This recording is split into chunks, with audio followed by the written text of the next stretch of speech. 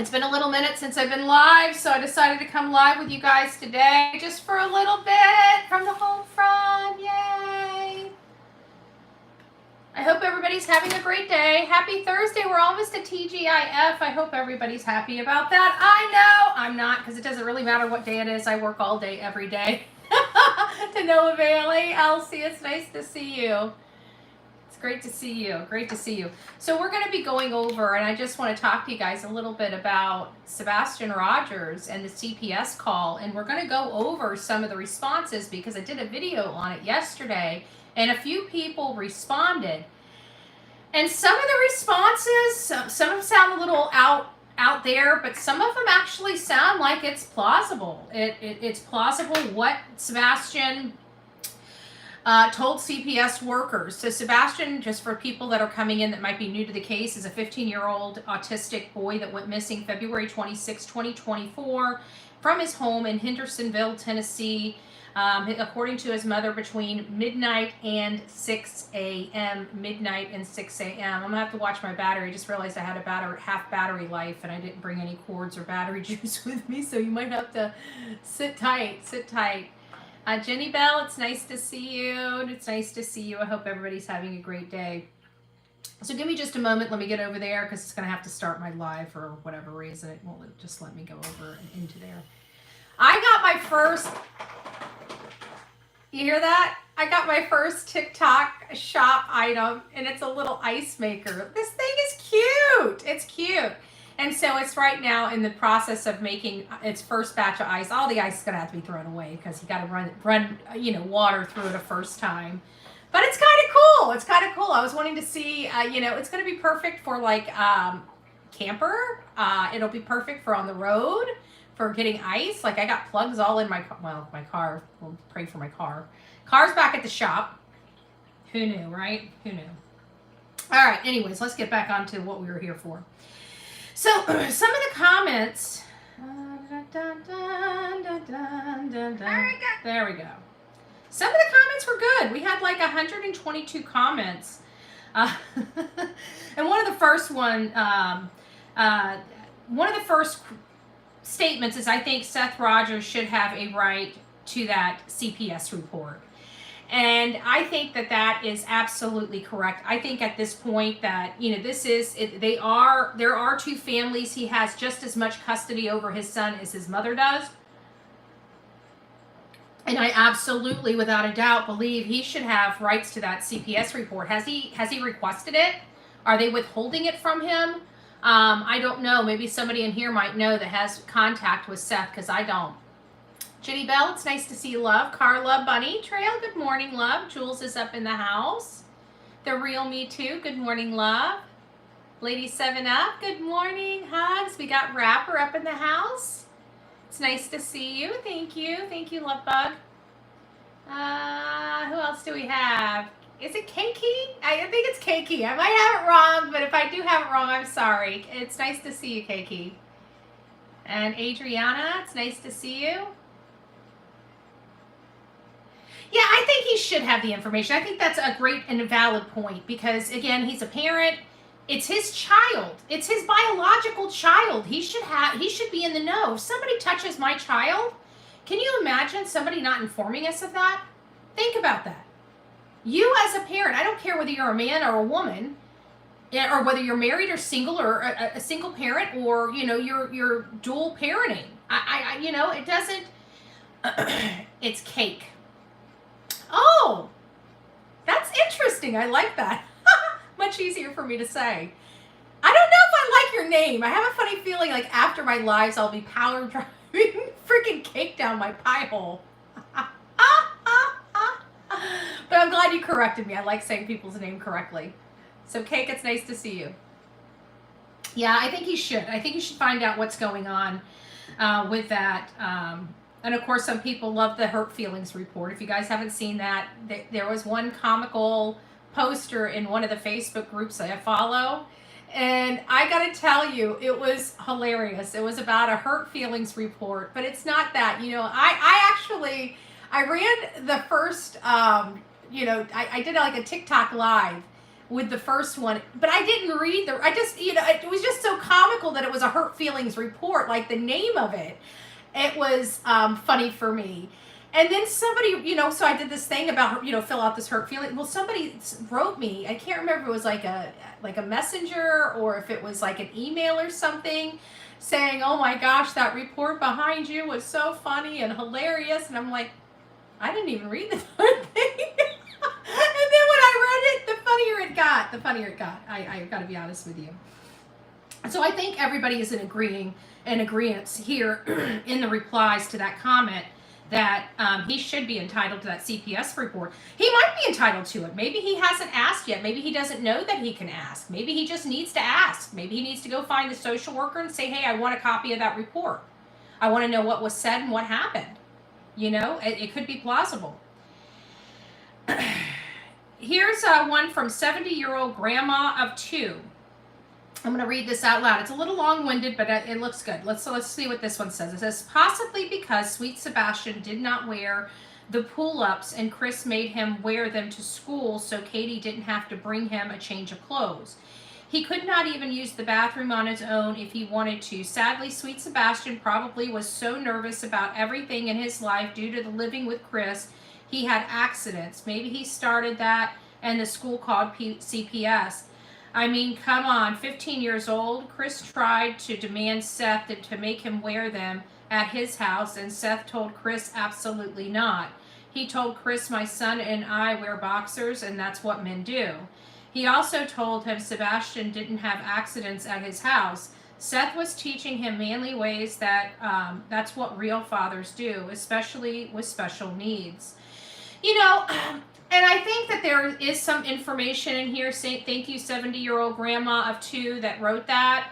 I like how you put that. And I have to say, yes, it seemed like the father, and there is something there that was causing these restroom breaks. I always equate when children, and I take him as a child, even though he's a 15-year-old boy, I take him as a child because his mentality is that of a child.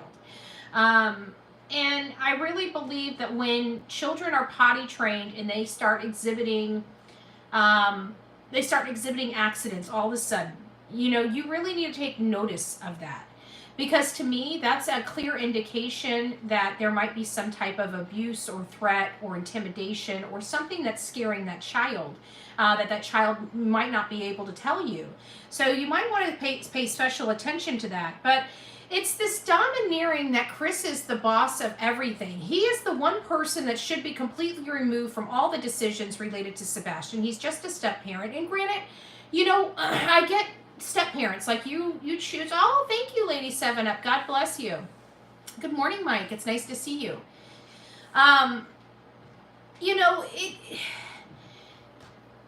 Step-parents have a role. Okay, and it's more of a supportive role in my opinion, unless the other person is literally a single parent and you have fully taken the role of dad or mom, like you are mom and dad, right?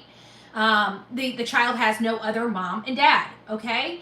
If that's the role you take, then obviously disciplinary is going to be necessary. But in my opinion, when you're a step parent, I think the disciplinary measures need to be from the biological parent. And the biological parent needs to be supporting of the step parent, especially if the child is wrong. They have to support the step parent because it's hard enough being a step parent anyways. However, this is a man, Chris Proudfoot is a man that is demanding things to be done. He wants it his way or the highway. This is not even his child, and he's demanding Seth to put a diaper on him while he's at his house. Who the hell is Chris to ever demand anything like that from any parent? He's a step parent. And it's not like I want to diminish the role of a step parent, but there is a role. That's the point I'm trying to make. And so he's taken the parental role when he's not the parents involved. He's the step parent. And he needs to be in a supportive role. So that was a little interesting for me. I do appreciate that comment. Who else do we have in here? Chris knows he can't be Sebastian. I don't know. We're hearing some weird stuff from people with Katie Proudfoot, to be honest with you guys. I got more ice. I'm sorry. I think it's cool. I got an ice maker that I can hear making ice. You never make ice being heard back here. And not only that, this right here, I need a new little ice maker thingy in there. So I figured, what the heck? I don't know underwater. I really don't. You know, it's. I hear your statement. I mean, like, don't spam the chat, but I hear your statement, but I don't see where it's plausible. See, it's easy to say somebody did this or somebody did that, but most people do that, right? They say, oh, this could be possible. We don't just come out and say this could be possible. We try to show how it's possible, right? We try to show how it happened. We just don't say it happened. We have to have something that gives us or leads us to believe that it truly did happen. That's okay. That's okay, underwater. You're good. You're good. Like I said, I saw your question. If I really thought you were trying to be, I mean, you might be a troll. I don't know. I never know who's in my chat, right? Let's be honest. Good morning to you, whether you're a troll or not. But yes, I do agree that there are other possibilities. And there are some people that are new here that don't understand why I believe the way I believe. It's because, you know, on paper or in theory, something may sound great. But when you apply it to facts and relevant information, most of the time it doesn't hold water. For example, everybody saying that, you know, Katie took off or had her son put somewhere so she didn't have to deal with him.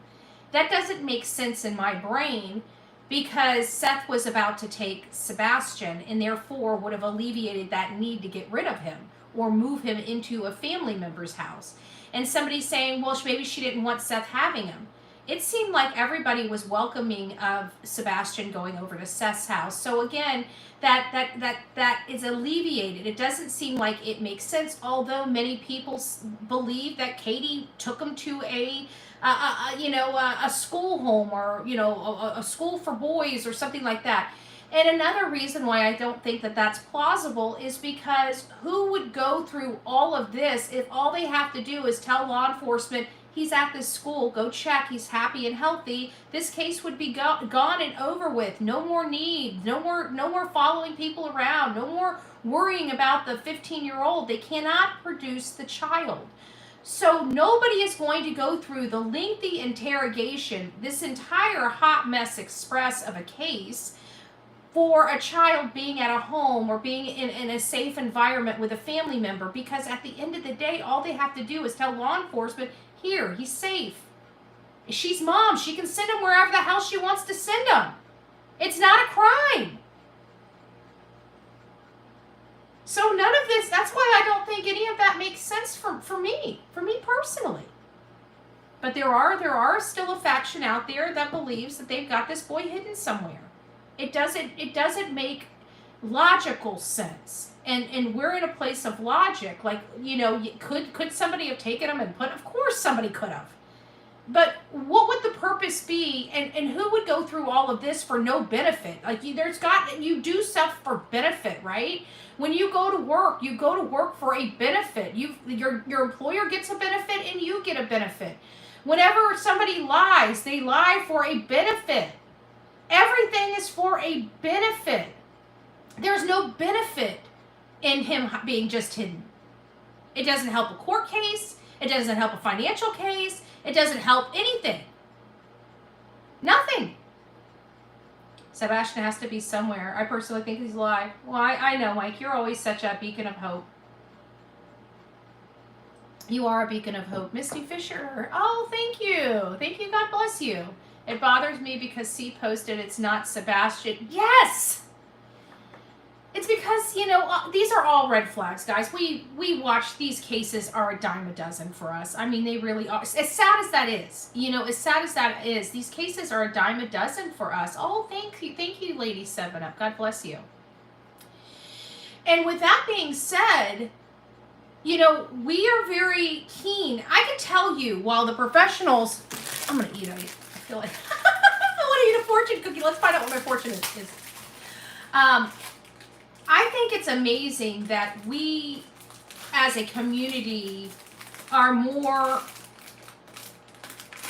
Our BS detector is so much more fine-tuned, in my opinion, than law enforcement. Because people were coming out the gate about these parents early on, after their very first interview. After their very first interview, people... Somebody said cookie wrapper says yes. But this is not just a cookie wrapper. This is a fortune cookie. It better be good. It better be good.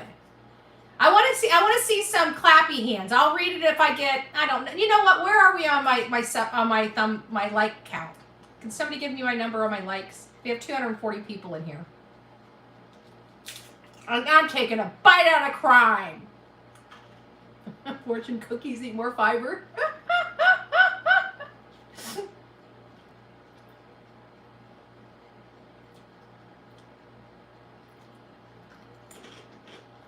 All right, got clappy hands. Now I need a count. Oh well, I'll read it. You guys took too long. I forget it's like a 20-second delay. Wow, even with my glasses, it's still a little hard. Okay.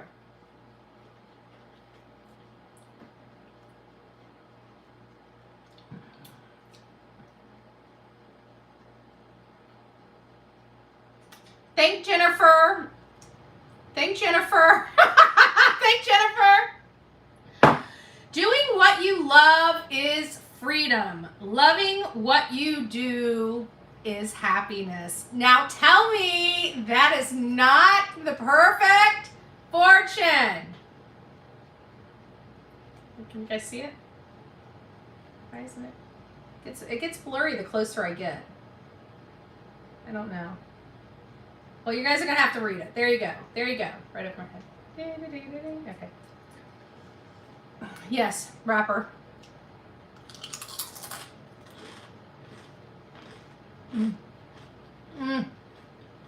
Oh, yeah.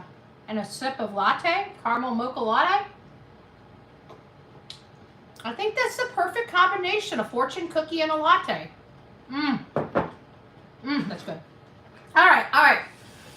So, again, getting back for the people that are coming in, yesterday I did a video on the Sebastian Rogers case, the 15-year-old autistic boy missing out of Hendersonville, Tennessee, and people started responding about what they think the CPS call is. Why am I talking about this CPS call? You have a nice chew sound.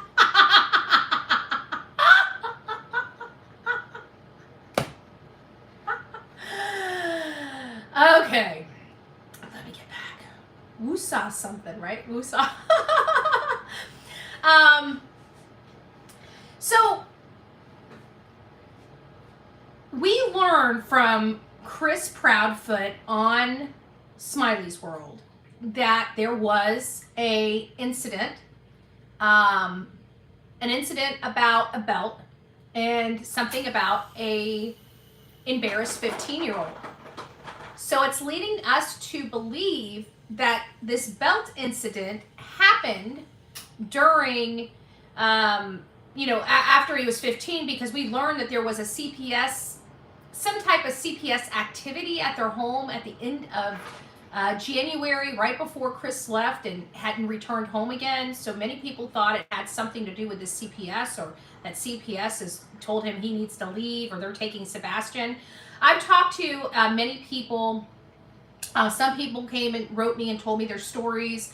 Thank you for all that. I still want to go through those and talk to you. I'm just not ready for that aspect of the story yet. So I do have your names and I do have your stories. I got to go through them, and I will be reaching out to each and every one of you that did send me your personal story about the Department of Children and Family Services, or generalities of the Department of Children and Family Services if you are a worker of them.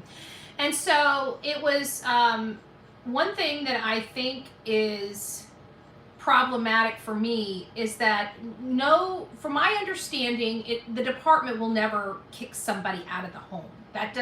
They either take your child or they don't. You either endangered the child or you didn't.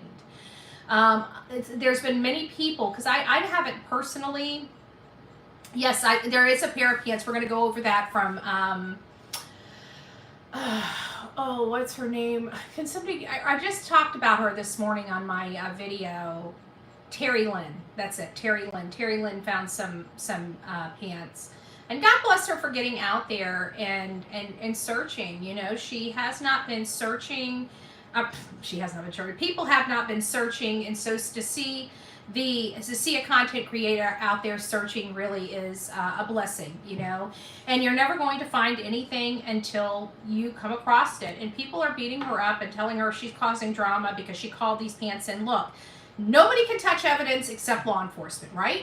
So you can't have it both ways. You can't complain about her calling law enforcement because there might be a piece of evidence, and you can't sit there and tell her she should walk past a potential piece of evidence and not call law enforcement. It's a double-edged sword. You find something, you say something. Period. End of subject. Sick of arguing about it. People aren't causing drama because they're out there searching. My personal opinion, I'd love to see more people out there searching. I'm just saying, the more boots on the ground, the sooner these areas can be cleared, the sooner we can move on. We can move on and move further out. I think this child's further out. I think the ground has been saturated there in and around his house. I've got ideas of where the possible routes could be. And on those routes are searchable areas. And, you know, it is what it is. So we have that. Let's keep going. Excuse me. Okay, there we are. One of them says, Chris Proudfoot danced around that question, implying that he didn't hit Sebastian that time, but not being clear about it. I had to open it up. He claimed that Sebastian was mad because he was in trouble. These are the words he used. Not because he was spanked. But he didn't clearly state that he didn't lay a hand on Sebastian this recent time. Then he refused to elaborate on what Sebastian told his teacher. This sounds too much like the Gabby Petito case where law enforcement didn't protect her either. Wow. Person responded to that and said, started to also sound like Summer Wells' case where CPS felled her and her brother. CPS in the Summer Wells case was there the day before. The day before CPS was on the Wells property.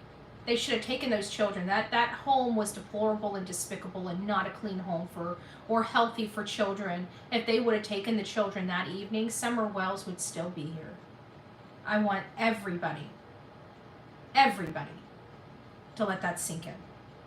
If they would have taken Summer Wells that night, she would still be here.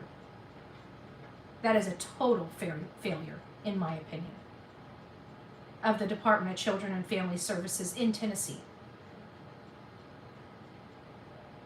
Every time I turn around, we are getting let down by Tennessee. Every time. And I'm serious about that.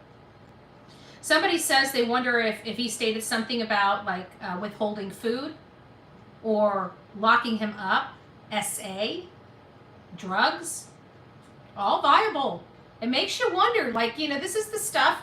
If Chris would have he had an opportunity to lay this stuff and put this to rest so we could all just move on from this incident. He had that opportunity on Web Sleuths, and he chose to dance around it, chose to be condescending, chose to say, see, you guys are all wrong. You said it was about the belt incident, and it's not. Chris, that's not making you look better, dude. You're now acknowledging that there's a second incident. I mean, it's hard to get CPS to your house one time, but much less two times. I mean, if you're, I talked to, there was one lady that wrote me and she talked to me about, a foster family or kids that she was adopting or fostering, and then her own personal divorce and some chaos that she got brought into with that, and everything's kosher. I mean, when they're supposed to know the difference between, somebody that's unhealthy and somebody that's not. But it just seems to me that they always seem to make the wrong decisions at the wrong time. They always take the kids from the good homes and leave the kids in the bad homes. I don't get it. I've never got it, and it seems like that. It seems like it's almost glaring to me, to be honest with you. Melly Cat says, thank you for asking the question. He was trying big time to dodge that bullet. He needs to be accountable for everything. For everything. Misty Fisher says, Sebastian was terrified of C, especially when C was going to punish him. Hell, we all heard how C talked to the ladies. Yes. Terry Lynn too. Yes, yes. I don't have the patience for that, you know. I really don't. I mean, I have the patience to be respectful and try to calm you down, you know, just ever so slightly. Like I've been under pressure. I mean, you guys saw that interview between me and oh good Lord, why can't I think of his name off the top of my head? Cornbread Mafia, or not Cornbread Mafia. That's for the Wilkins. What was the guy, the country music guy that came on that we were all? Why am I running blank? I need more coffee. I'm not getting enough sleep. I'm working too much. Leave me alone. You guys know her. Oh, Ryan Upchurch. Ryan Upchurch. That's who it is. Thank you, Crunchy. Ryan Upchurch. You guys seen how that was a very contentious interview to say the least, because of the Kylie Rodney case and all the stuff going on, and me trying to understand why he was saying some of the stuff he said. And of course he was, you know, very upset with me. I mean, it ended up being a pretty cool, a pretty chill interview with Ryan Upchurch, but still, I mean, that's kind of like, I'll give you an opportunity to calm your, you know, to cool your jets. And he did.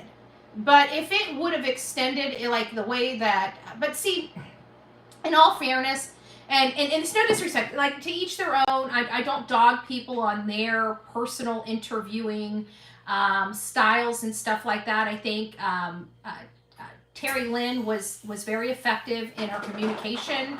It's just not my style. You know, when I'm interviewing people, I really don't cuss at them. I don't, you know, I don't like that kind of interview personally. Terry Lynn's audience obviously has an appetite for that. Chris Proudfoot obviously stayed there and continued to, you know, talk to her and stuff like that. And she was able to get a massive amount of stuff out. But, you know, the cussing at the interviewee, and I just don't, I don't know. I just don't think that, I don't like that personally. That's all. Even if I think he's the worst person in the world, I don't know. I don't know. It's just me personally. But again, I watched Terry Lynn's interview, so I'm not dogging anything about her interview. It's just, it wouldn't have been how I would have interviewed. And that's the beauty of these channels, is that we all have different personalities and different abilities and different ways of us doing things. Supposedly there was a pair of pants found. Let's get to that. So Terry Lynn, I did watch the video. God bless her for being out there. And she was out there. She's been really the only one out there in the woods really working. Narca diver pooled. You know, there's right up front with the United Cajun Navy. I mean, we had a huge lot of people out there. And if they would have just kept that organization and just kept moving them and getting them into the woods, it would have been such a better thing. But they started having pissing contests with people and telling people what they could and could not do on their own time and stuff like that. That's for the birds. People are not going to deal with that. When people come out there to volunteer, they're there to volunteer. You give them a few little guidelines, and that's it. You don't tell people what they can and cannot do except stay off people's private property. You know, things like that. But, you know, what they're doing with themselves or with their products, their own personal items, that you can't do that. You can't do that. And it pissed a lot of people off. They took for the hills. And everybody's been trying to help Seth. And then, you know, Seth wanted to try to work with Chris, and everybody just lost their stuff over it. So this case has been plagued with a lot, guys. It really has. And I feel bad for it. And I just want to get out there. But as every time I turn around, there is something literally preventing me from even leaving my home. So I don't know what the dark force is, but if I got some spiritual people up in here, if I got some, you know, people that know how to, I'm stirring and stirring and stirring my brew, right? If you're one of those, give me some good brew, okay? If you guys are back there stirring your brew, right? When you throw the frog legs in and the cat eyes in, give Bullhorn Betty, say, instead of saying, doom and gloom, say, pink bows and butterflies, right? I deserve it, damn it. I deserve it.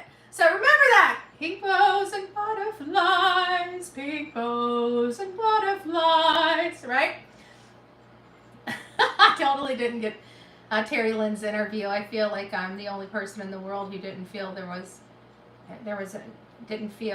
any info. It was more that's the thing, because I've got a litany, and this is for everybody out here. I've really got a litany of real questions that I'm trying to get answers for, because it really helps with the timeline. And I'm not out here trying to accuse. I'm trying to find locations to search for this boy, and I think by learning about the parents will help me, and learning about the day before will help me. So I have a lot of questions here, and here's kind of the questions that I think that are pertinent. So if anybody gets these people on their channel, please come back and take notes, pull the transcript off this page, whatever, because these are some key information that I have to know.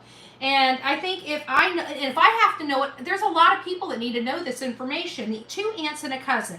When were they present? From what time to what time? When did they go home? When did they come? How did they get there? Right? Information about those 2 things. Did they come separately? Did they come separate cars? Were they from 2 separate families? Did they meet somewhere? Did they meet at BJ's? Something with the aunts. I want to know when they got there, when they were physically present, from what time to what time. Going to the BJ's. How long were they at BJ's? Did, Sebastian bring any of the popcorn home with him? How long were they there? What time did they return? How long were they home? What else did they do in the house during this time before they left to go to the bowling alley? Who else was in the home during this? Where was Sebastian? What was Sebastian doing? His state of mind throughout the process, what was his state of mind when he came back from BJ's? What was his state of mind when he left the house to go to the bowling alley? What was his state of mind during the bowling alley? What was his state of mind after he left the bowling alley? Was he upset because he didn't win a game? What are all these things to me matter? These are questions nobody's asking. When they went to the bowling alley, did they even bowl? Because we know that Sebastian is a fanatic on games. Did she just sit there and let him play games? And if so, did he lose his game? Did he get upset about losing the game? All these things I truly do believe are pertinent in this matter.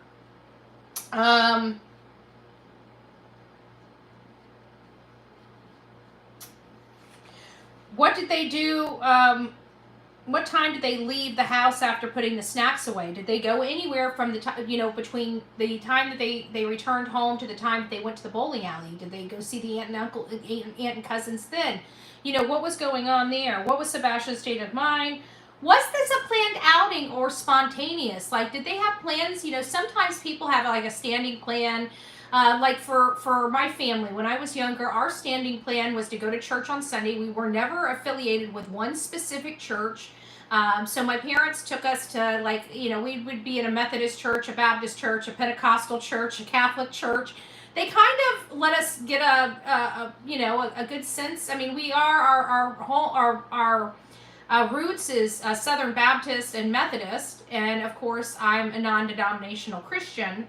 So it's but I do have an idea of these things. And so every Sunday we would pretty much go to, and if we liked the church, we'd go there several times, and people would know us and stuff like that. But we pretty much bounced around from church to church. But on Sunday after church, on most Sundays, we went to a Chinese restaurant. It was this Chinese restaurant that had absolutely the best. They watched us grow up, okay? They just retired just a few years ago and sold the business. And they have been literally seeing me since I was 2 foot high to a grasshopper, right? And that was our Sunday routine. So was this spontaneous, or was this something that they were accustomed to doing weekly? We don't know. We don't even know that. That is this is like interview 101. We don't even have the basics. Out of all these freaking interviews, from mainstream media to our social media, major questions have not even been answered. And I don't want to put the blame game or anything like that. All I'm simply saying is we still need to get these answered. So I don't want to, people feeling offended or insulted because I'm saying we haven't asked these questions, and how dare you? You had them on your channel 3 times and you had damn it answer these questions, right? I'm not doing that. I'm just saying that we're getting sidetracked. When we have these players on our channels, we're getting sidetracked. That's all I'm saying. We need to start getting focused to getting fact-finding information. We have to find this facts, because this blame game ain't helping find Sebastian. We play the blame game. As soon as Sebastian is found, we go into the mode where we need to be. Right now, we need to find out this. What door did they leave out of? When they left after putting the snacks up, which door did they go out of? Did Sebastian go out the front door, or did he go out the garage door? Here's another key factor, and this is what's really upsetting me, and they can't explain it. We absolutely have proof that Sebastian was at the front door and skipped down the sidewalk and stepped off the porch the same day that he allegedly walked out the front door and stepped off the porch. So we do have a Sebastian out the front door stepping off the porch. It just happened much earlier in the day than what Katie and Chris are wanting us to believe. So according to records, according to video evidence, according to statements made to law enforcement, the neighbor across the street saw Sebastian earlier that day when they returned home. We are assuming, I want to make sure that we don't know this for a fact, we are assuming that is when when they got back from BJ's and when Sebastian went to the mailbox. The neighbor identifies Sebastian coming out of the garage and going to the mailbox to collect the mail and skipping back up. He was a happy, jovial Sebastian Rogers that everybody knows and loves, and he made it to the front door. He tried to wiggle the front door and he couldn't get in and skipped down the sidewalk, the porch, until he made it into the garage and into the garage door. So is that the scent that they've got up there at the front door? Because we do have evidence that he was at that front door that day. And he was in the area that the dogs hit in that day, just earlier that day. So now we're at the bowling alley. We want to know what time they arrived at the bowling alley, how often Katie and Sebastian actually bowl, if they did bowl. What else did they do inside that bowling alley? What lane did they use? How many games did they play, if they played any games? What time they left, and of course, again, his mental state of mind. Did they walk to the steakhouse, drive to the steakhouse? You know, we never heard them state. We assume, because her car was out there when they walked out, that they must have drove from the bowling alley. Well, what if they parked there and walked over to the bowling alley? We don't know. Nobody asked. What time did they arrive at the steakhouse? Was anybody there with them? Who was at the home before they left to go there? Who was there when they returned home? What did they eat? Did they get anything to go? Did they have any doggy bags? What time did they leave? What was, Sebastian's state of mind? Nobody's asking these. What way did they take home? When did they arrive home? And we did find out that we did get reports. It's still an approximate, but we heard that and this was after I made this list, that Sebastian and Katie left around 6:30 and would have most likely been home around 6:39, 6:40 time frame. And so from 6:40 to 9 p.m. when Sebastian disappeared, what was his state of mind? I don't know what his state of mind was. We don't know what he was doing inside the house. Katie didn't tell us. She omitted all of that information from the time they returned to the time he went to bed at 9 p.m. So we don't know what he did. We don't know what is his nightly routines. Something as simple as, what is his nightly routines? Did he do his nightly routines? Then we've got the NAMUS, the unnamed people. It's the federal justice system one. They finally did the report yesterday. It was posted in one of the groups that they finally got it up. And when I looked at it, I thought that the report was a little odd for me.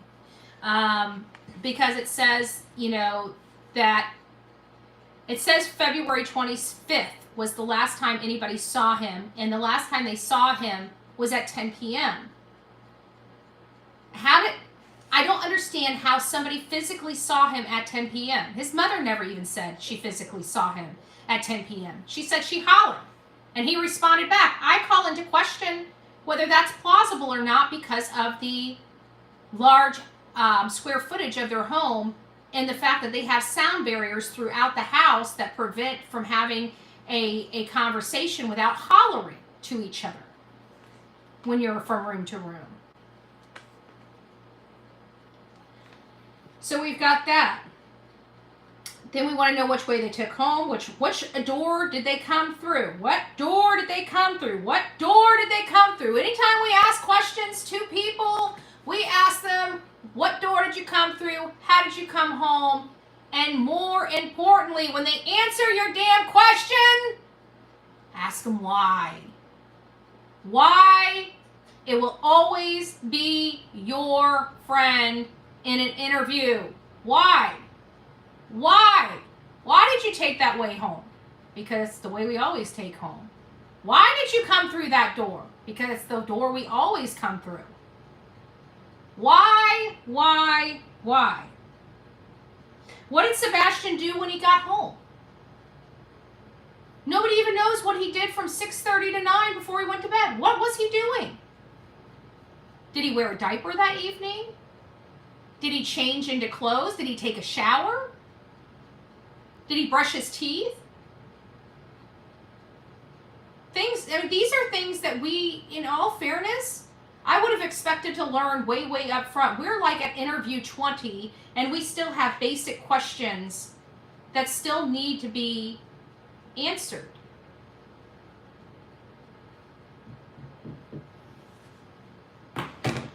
I also want to look into, this is going to be something that's going to be interesting. We'll probably come back later tonight or tomorrow for this topic of conversation. So I want you guys to start putting it in your percolator. Let's start doing, what type of searches would we expect from, say, a person that has unalived their stepchild? Let's go back and send some stuff to me if you guys are researching. I know everybody's researching this stuff. Letitia Stout, Gannon Stout's stepmother. I think a lot of this is resembling a lot of Letitia's case. I really do. I you know, there's a piece of me that just kind of feels like, even though I think Katie knows a lot about this case, but I just feel like this is something Chris did. And Pebbles just popped up at the bottom of my screen. She's opposite. She thinks it's something Katie did. I think Pebbles, we kind of think the same thing happened. I think our players are just different. You kind of think that she snapped, right? And I kind of think Chris snapped. Like, we have the same kind of theory. We just have different, I think you and I just have different players. I'm not sure.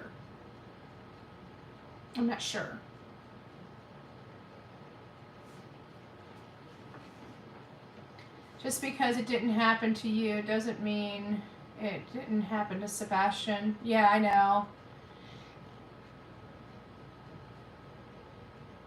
Love your shirt? Oh, well, thank you. Yes, I love it too. I get my shirts, I get my shirts from our beautiful Sonia. She makes custom shirts. This is a sign that I found with Olivia. I've got it in my office, and we loved it so much she put it on a shirt. So if you guys want your shirt, reach out to Sonia, guys. She's got some of the best stuff. She's literally got some of the best stuff. And all of her, you know, she has her shop, and she donates things to causes. Like, for example, Layla Santinello, I think, is the best example that I can possibly give. Layla Santinello's mom, Jennifer Santinello, received shirts, keychains, koozie cups. I mean, she even made stuff for homemade, handmade stuff for Nova Grace for Christmas. This is a labor of love for her, and she can't do any of that work. And good Lord, you guys know I have no time to do stuff like that. And she can't do that type of work without having some type of way to support that type of activism and avocation. So she has the shirts. And so I hope you guys go and support Sonia by purchasing a shirt. She's got some great shirts. And if you have your favorite saying, if it's not my saying, you know, I mean, you could have one put on there. You can have her put a funny face of me on there with, I'm going to Tootsie Roll my way into a latte. There you go. There you go. There's a new shirt. Don't put that on a shirt, Sonia. Don't put that on a shirt at all. Please don't put that on a shirt. No. Please don't ask for for Sonia to put that on a shirt. I should say it like that because she'll put anything on a shirt if you ask her nicely. The problem with logical questions to CP is that he will only get through 2 because of the wild goose chase. He doesn't answer the questions. Yes, he does confuse. He never answers the questions you're actually asking him. And I've got a good example of that. It's probably on a different pad here. I've got notes everywhere. But I've got a really good example of that. And I think it comes back, and of course it comes back to that interview he did with Web Sleuths. It's when they're asking, okay, here's the perfect example of that. So I can't remember if it was the lady, I don't know her name, and God forgive me for not knowing her name, the lady that runs the Web Sleuth, the blonde that has the cats. And then there was Chloe. And I can't remember if it was her or Chloe. I want to say, I think it was Chloe that asked this question. And all she simply asked, was this a normal weekend? That's all she wanted to know. Yes or no? Was this a normal weekend for Katie and Sebastian? He blew a freaking gasket. He went on a 5-minute tirade about how dare them to try to think that they did that. I'm like, you're like, we're just trying to see if maybe he might have gotten overstimulated. It was like he was so offended that they were just asking a simple question. Simple question. He included info but wasn't answered. He never answered it. You know, and then finally he screams out, no, he was not overstimulated. And so it comes back to the questions like, I don't like Chris. This is my problem with Chris answering these questions. One is he was not there. He's wanting us to believe that he was not there. He wants us to believe that he was 3.5 hours away. So how do you know whether he was overstimulated or not? You're not around. Chris Proudfoot hasn't been around according to his own statements for over a month. I don't know how any relationship survives like that. But over a month. And then when you're asking him, how does he know that Sebastian walked out the front door? Another simple, you know, because there's no other place he could have gone. Answer. Instead of just answering it, he goes on this tirade about how, what are you trying to say? Somebody broke in my house, blah, blah, blah, blah, blah, blah, blah, blah, blah, blah, blah. Okay, I don't know, and he then it comes down to they don't know whether he walked out of the house. They have no proof he walked out of the house. They're just saying because he wasn't in his bed and all the doors were locked that there's only one way he could have left the house, and that's through the front door. That's the only reason why they think he walked out of the house and why they think he went through the front door. And I just find that odd. You didn't see tracks there, crumbs there, nothing there. You didn't hear the door open. You didn't hear the door close. You're saying you don't have a security system. Okay. What am I missing here? It doesn't sound like this. It literally sounds like an alien came and got him out of his bed, if you ask me, the way this story is going. Which we know is absolutely untrue. We know that.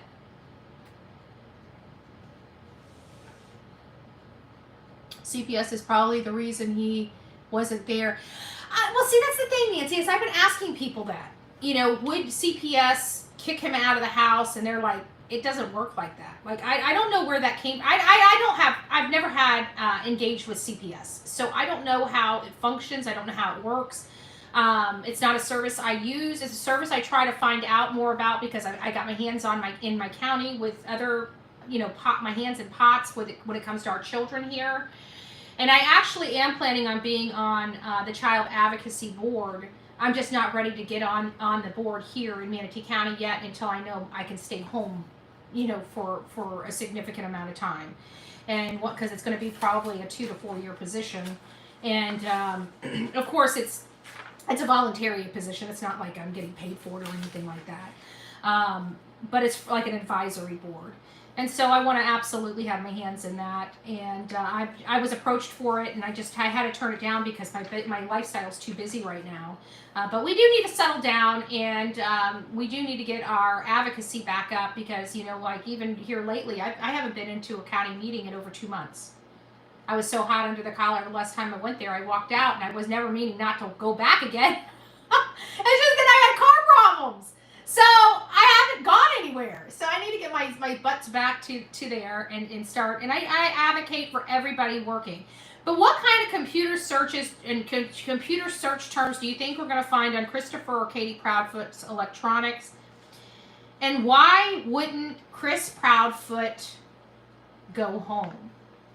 We want to explore those options. If you guys know anybody from the Proudfoot family, or know anybody from the Rogers family that would be willing to speak to me either on the record or off the record, I would really greatly appreciate you having them get a hold of me because I do have some questions. Maybe they can answer, maybe they can't. I don't know. I don't know unless I ask. So hopefully somebody can help me in that realm. I know like Fun Size, maybe you can help. Anyways, I'll talk to you guys later. God bless each and every one of you. And I really don't have a whole lot more to say on this topic. So I'm just going to read your comments and see what you guys have. Oh, there was one other comment I think I wanted to read. I'm sorry, guys. I got a little sidetracked here. Oh, hush. I don't want to hear Bullhorn Betty. Boo. Bullhorn Betty, Bullhorn Betty. Is this it? I thought it was a longer one. Maybe it's not. Let me just read this. One of them says, it seems to me CP is inappropriate overall, and it concerns me that his inappropriate behavior may not have boundaries, especially with children, because not many adults will allow it. Is this it? Maybe this one's it. Hold on, let me see if this one's... Okay. I think this is it. This is the one that sparked my curiosity the most. What about the dashboard cams? Yeah, the neighbor vehicles. I think they got all that. Now, what does it show? Because, like, Sebastian was in the dark. Like, they're saying he's in the dark and in all black. Like, of all things to put your child in an all black outfit for bed, I don't know. Like, I wear black all day long. When I come home, I wear a cute little pink, coffee pajama set. I mean, I don't want black.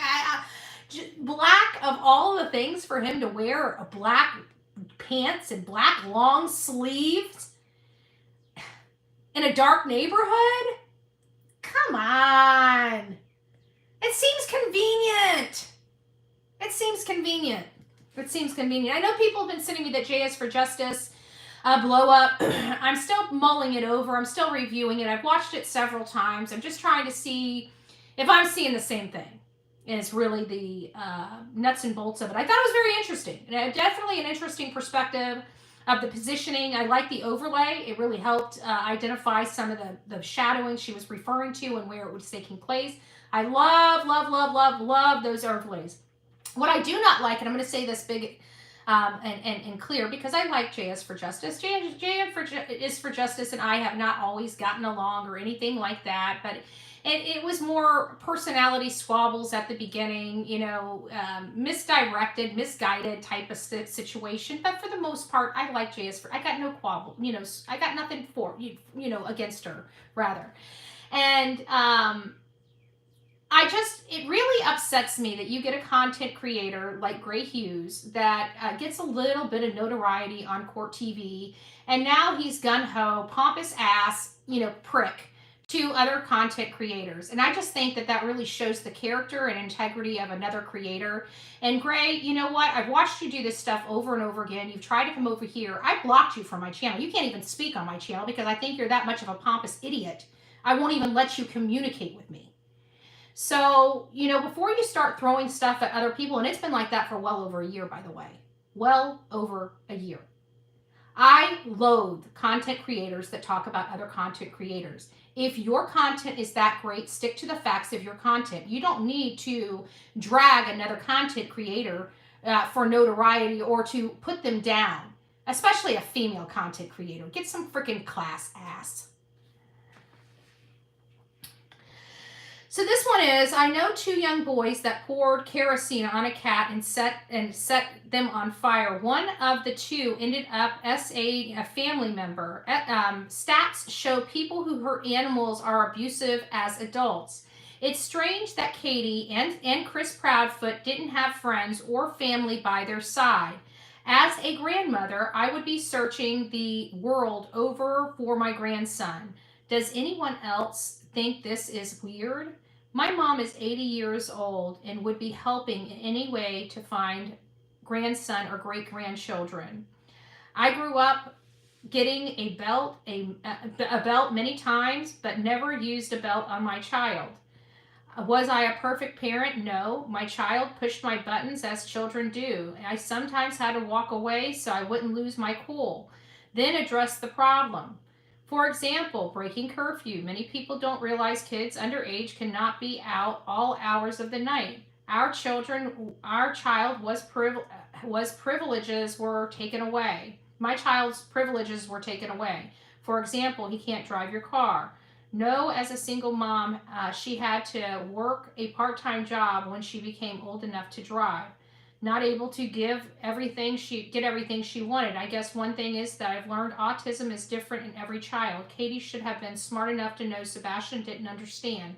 Sebastian was special, like my baby that had a cleft lip and palate. I look at many incidences different because of birth defects. If Katie was an E5 in the military, she is not dumb. I pray that whatever happened to Sebastian, that there will be justice for him. And I thought that was very, very important as well. God bless you guys. Thank you guys. My autistic son will only wear dark colors. Okay, so it might be, so Rosebud's telling us, so it might be a color thing. But his favorite color was green, though. Why not green? Why black? His favorite color was green. Everybody said green, green, green, green, green. Just a perspective. But thank you, Rosebud. I mean, I didn't realize that, I guess you're right. It could be a color coordination type of thing with them. Cake. I'm going to have a hard time doing the cake. Watch tomorrow. I'm going to call you Cakey. Cakey bakey. Oh. Boils down to Katie Proudfoot was the last person to see Sebastian. Video shows Sebastian going into the house. Good point. Good point. Forgotten DV survivor makes a valid point. And Forgotten DV survivor says it boils down. I think this should be the probable cause for that house. This right here, I think, it rises to the level of probable cause to get that forensic stuff done. And this is what they say. Boils down to Katie Proudfoot was the last person to see Sebastian alive. We have videos showing Sebastian going inside the home, and we've never seen any videotape or any evidence. We have no evidence that boy ever even walked back out of that house. Period. He could still be in that house. Seriously. That's probable cause to me. That's what I'm hearing. Pants found. You got distracted before commenting. Oh. So, Terry Lynn did find pants, and I wanted to show these to you because I think they're interesting. I think they sent them to, but you can see the clear pattern of the pants. Where is it? Hold on just one second. Thank you for keeping me on track. It happens. I get so sidetracked some days. And where are they? Where are they? I know it's on here. I could have seen it. I could have sworn I seen it this morning. It has everything to do with the price of eggs in China. I don't know who does stuff like that. I am not trying to see this first thing in the morning, guys, okay? Give me a sexy guy, okay? What the? You make me want to shut my show down. I got better things.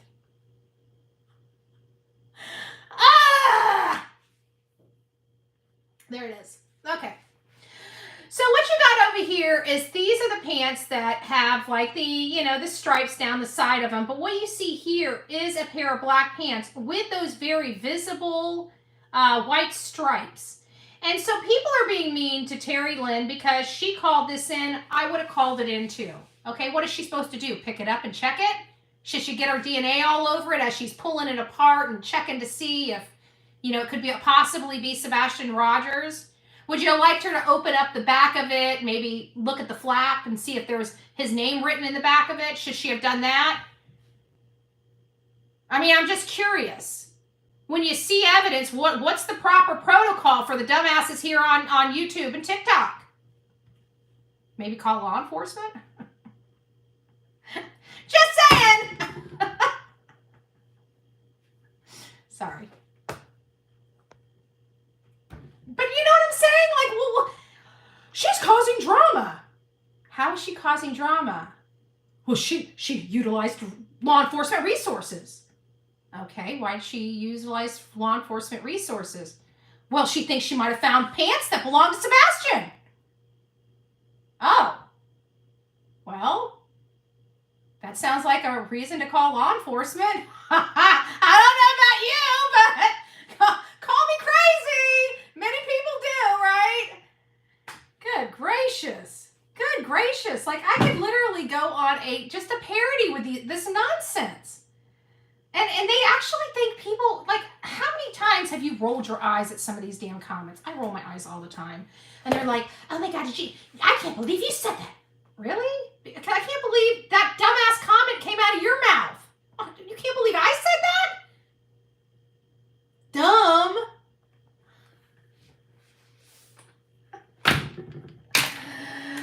All right, guys. You guys go rock it out with your coffee beans out. Go have an aggressive day. Why not, right? Tell somebody to go F. No, I'm just joking. I'm just joking. Calm down, guys. You know I don't believe in any of that stuff. You guys got to be nice to each other. All right, guys, go make it a great day and be nice to each other. We love you. This is the Bullhorn Betty channel. You never know what you're going to get. But you got me today. So have a great day. Bye.